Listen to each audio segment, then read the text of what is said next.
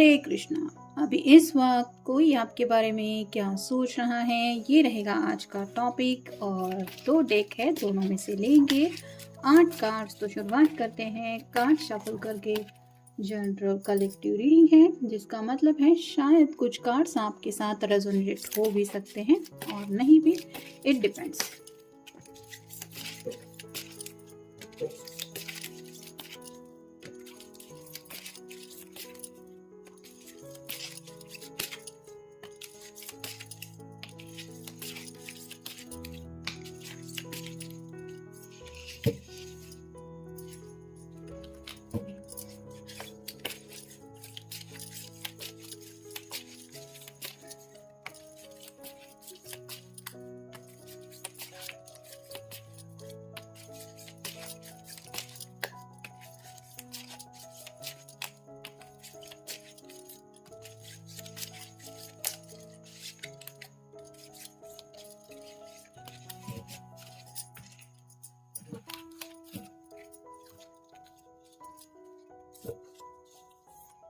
पहला जो कार्ड मिला है वो है द हैंगमैन का। तो किसी सिचुएशन में ये शायद फंस गए हैं, जिसकी वजह से शायद आपकी तरफ रीच आउट नहीं हो पा रहे। तो कोई ना कोई ऐसा ख्याल है जो इनको सता रहा है और उस ख्याल की वजह से ये पर्सन ऐसा ब्लॉक फील कर रहे हैं।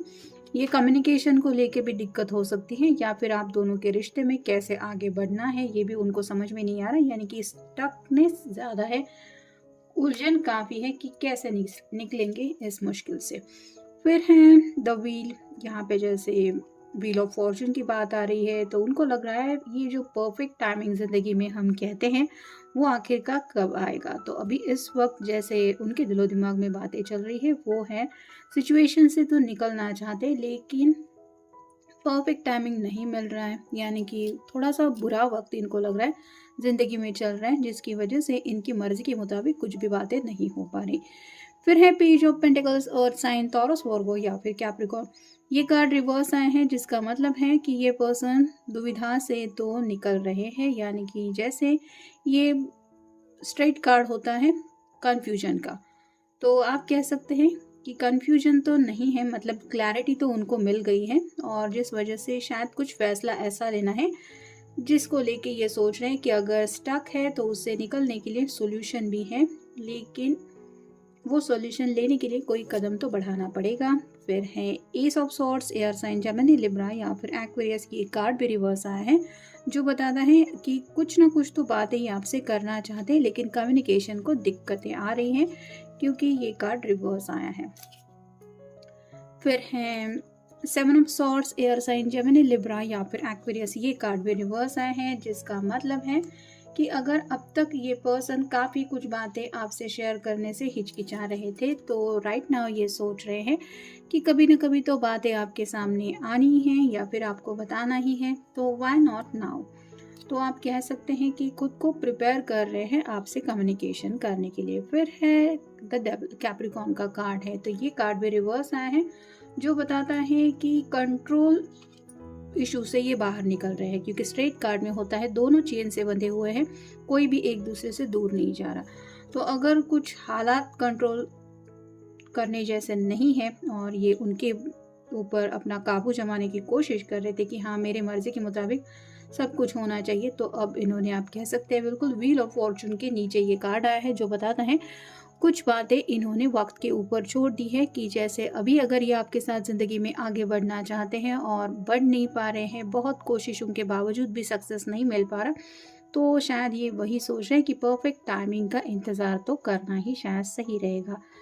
फिर है knight of wands, fire sign Aries Leo या फिर सैजिटेरियस। ये स्ट्रेट कार्ड जो होता है वो पैशनेटली आगे बढ़ने को लेके होता है, तो ये कार्ड रिवर्स आया है, जिसका मतलब है ये खुद को समझा रहे हैं कि जोश में होश खो देने वाली यहाँ पे हरकत करने से कुछ नहीं मिलने वाला, तो शांति से काम लेना है, सही वक्त का इंतज़ार करना है, और कुछ फैसले ऐसे हैं जो सिर्फ और सिर्फ वक्त जब सही आएगा तब सही हो जाएंगे, ऐसा इनको शायद लग रहा है। और फाइनल कार्ड है द टावर। तो टावर का कार्ड तो आपको पता ही है कि जैसे अनएक्सपेक्टेड न्यूज़ या फिर कोई अनफॉर्चुनेट इंसिडेंट्स, ऐसी कुछ बातें उनके दिलो दिमाग में चल रही हैं, तो राइट ना हो सकता है इनकी ज़िंदगी में काफ़ी कुछ उथल पुथल ऑलरेडी मची हुई है, जिस वजह से ये स्टक फील कर रहे हैं और इसीलिए उनको लग रहा है कि सही समय का इंतज़ार करना ही सही होगा। उथल पुथल इन द सेंस कि करियर में भी काफ़ी दिक्कतें आना, घर वालों से अगर बात कर रहे हैं तो घर वाले भी शायद समझ के लेने को तैयार नहीं है। आपको कुछ समझाने की कोशिश कर रहे हैं लेकिन शायद आपने भी इस पर्सन को अपना आंसर दे दिया है। तो इन जनरल आप कह सकते हैं चारों ओर से ये पर्सन प्रॉब्लम से घिरा हुआ खुद को महसूस कर रहा है, जिस वजह से उनको लग रहा है स्टकनेस। अब देखते हैं बाकी के cards. Choose a new direction. तो ज़िंदगी में आगे तो बढ़ना है लेकिन एक ही रास्ते से अगर ये कोशिश कर रहे हैं और उस रास्ते से सक्सेस मिल नहीं रहा है तो इनको लग रहा है कि सक्सेस के लिए कोई और रास्ता चूज करना पड़ेगा। यानी कि आप कह सकते हैं कि कुछ ना कुछ ऐसा प्लान चल रहा है जिसकी वजह से वो मंजिल तक पहुंच जाए, भले ही वो शॉर्टकट हो या लॉन्ग वे हो, ये उससे मैटर नहीं कर रहा। ये मेन चाहते हैं अपनी ज़िंदगी की फाइनल डेस्टिनेशन और वहां तक पहुंचने के लिए इनका स्ट्रगल चल रहा है। फिर है रिकंसिडर। तो कुछ बातें हैं जिनको ये दोबारा सोच रहे हैं, मतलब अब तक आप दोनों से अगर कुछ मिस्टेक हुई है, यानी कि आपको लगता है कि इस गलती की वजह से शायद रिजल्ट ऐसा मिल रहा है, तो उन बातों को ये याद कर रहे हैं। या फिर आप कह सकते हैं कि इनसे इन जनरली कहाँ पे चूक भूल हो रही है उसको लेके भी ये सोच रहे हैं। फिर है फॉरगिवनेस। तो माफ़ी या तो ये आपसे मांगना चाहते हैं या फिर ये एक्सपेक्ट कर रहे हैं आप उनसे माफ़ी मांगे। फिर है बी असर्टिव। तो खुद को पॉजिटिव रखने की कोशिश कर रहे हैं, यानी कि जैसे मैंने कहा कि अगर कंट्रोल करने की कोशिश कर रहे थे कि मेरी मर्जी के मुताबिक सब कुछ होना चाहिए, वैसे ही होना चाहिए, तो अब इन्होंने वक्त के साथ आप कह सकते हैं समझौता करने का फैसला लिया है, जिसकी वजह से ये सोच रहे हैं कि आज नहीं तो कल मुझे तो पता है मुझे मंजिल कौन सी हासिल करनी है, मैं वहाँ पे पहुँच ही जाऊँगा। भले ही आज सही वक्त नहीं है लेकिन ये वक्त भी तो कभी ना कभी बदलेगा। तो खुद को इसी पॉजिटिव फीलिंग्स के साथ पॉजिटिव रखने की कोशिश कर रहे हैं। फिर है पीसफुल रिजोल्यूशन।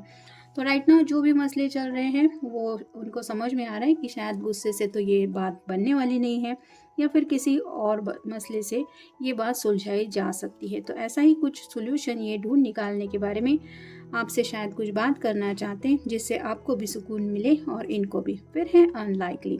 जैसे टावर के बिल्कुल ऊपर ये कार्ड आया है, तो अगर ये ऐसा ना करे, यानी कि शांत रहने की बजाय गुस्से से या फिर आप कह सकते हैं अपनी मर्जी चलाते हुए कुछ ऐसा कदम उठाए, तो अनलाइकली यानी कि अनफॉर्चुनेटली क्या क्या हो सकता है, क्या क्या उनको प्रॉब्लम्स फेस करने सकते हैं, इसके बारे में भी ये शांति से सोच रहे हैं। फिर है अपॉर्चुनिटी। तो उनको यही शायद लग रहा है कि राइट नाउ उनके सामने ऐसी कोई अपॉर्चुनिटी नहीं है जिससे वो अपनी मंजिल तक अपनी मर्जी के मुताबिक बढ़ पाए, लेकिन कभी ना कभी तो ये अपॉर्चुनिटी आएगी जिसके लिए इनको उस लम्हे का बस इंतज़ार करना है कि बस मैंने उस अपॉर्चुनिटी की राह देखी और मेरे रास्ते में मुझे वो मंजिल तक पहुंचा दिया। और फाइनल कार्ड है मेडिटेशन ब्रिंग्स आंसर। तो शायद इन्होंने मैनिफेस्टेशन के ऊपर फोकस करने के बारे में सोचा है, यानी कि अगर किस्मत बदलनी है या फिर वक्त को अपने फेवर में करना है तो अपनी तरफ से तो शायद ये पूरी तरीके से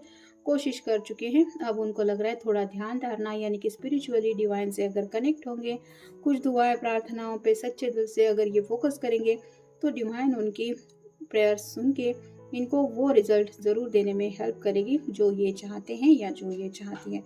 तो उसी वजह से आप कह सकते हैं कि रात का वक्त हो या फिर सुबह उठने के बाद हो, इन्होंने शायद डिवाइन से बातें करना शुरू कर दिया है, क्योंकि उनको लगता है जैसे जैसे वो थोड़ा सा खुद को शांत रखने की कोशिश कर रहे हैं, उनके ख्याल जो है वो धीरे धीरे सही लेकिन क्लियर हो रहे हैं और उनको समझ में आ रहा है कि क्या करना चाहिए, गलती कहाँ पे हो रही है या फिर सही गलत क्या होगा।